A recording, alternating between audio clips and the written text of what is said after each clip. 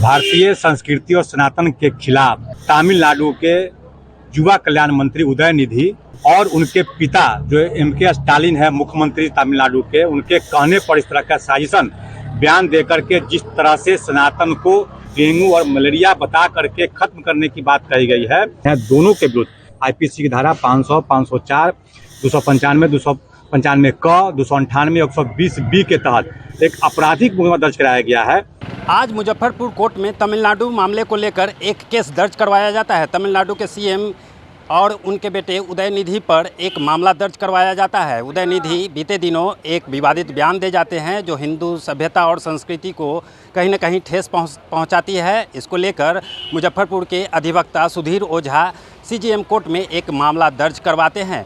आपको बता दें कि उनका जो ये कोर्ट में इस मामले को लेकर उनकी बातें को स्वीकार किया जाता है और अगली तारीख भी दे दी जाती है। 14 तारीख को इस मामले की सुनवाई की बात सामने आती है। आपको बता दें कि इस मामले को लेकर धारा 500, 504, 295, 295 का, 298 और 120 के तहत मामला दर्ज किया जाता है।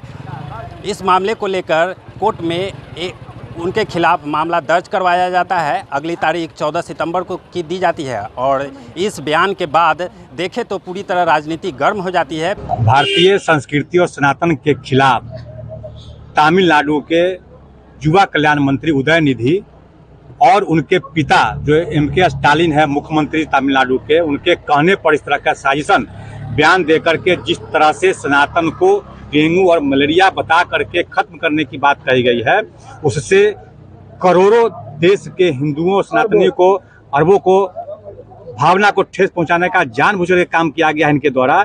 इसलिए आज माननीय सीजेएम मुजफ्फरपुर की अदालत में उदयनिधि जो तमिलनाडु के मंत्री हैं, एम.के. स्टालिन जो कि वहाँ के मुख्यमंत्री हैं, दोनों के विरुद्ध आईपीसी की धारा 500, 504, 295, 295 क, 298, 120 बी के तहत एक आपराधिक मुकदमा दर्ज कराया गया है और माननीय न्यायालय ने गंभीरता से लेते हुए स्वीकार करके सुनवाई के लिए 14 सितंबर की तिथि मुकर्रर की है। अपराध हो जाएगा, कितने सजा होगा? अगर यह जो मैंने आरोप लगाया है सिद्ध हो जाएगा तो 1 साल से लेकर 3 साल तक की सजा का प्रावधान इन धाराओं में बनाया गया है। पूरा देश इस मामले को लेकर कहीं न कहीं एक बयान दे जाते हैं। पूरी यदि बात करें बीजेपी की बात करें तो बीजेपी सनातन और हिंदू के खिलाफ बोले गए बातों को लेकर कहती है कि इसको बर्दाश्त नहीं किया जाएगा। देखना दिलचस्प होगा कि 14 सितंबर को क्या फैसला आता है, क्या सुनवाई होती है। दर्श न्यूज़ के लिए मुजफ्फरपुर से मैं मुकेश ठाकुर।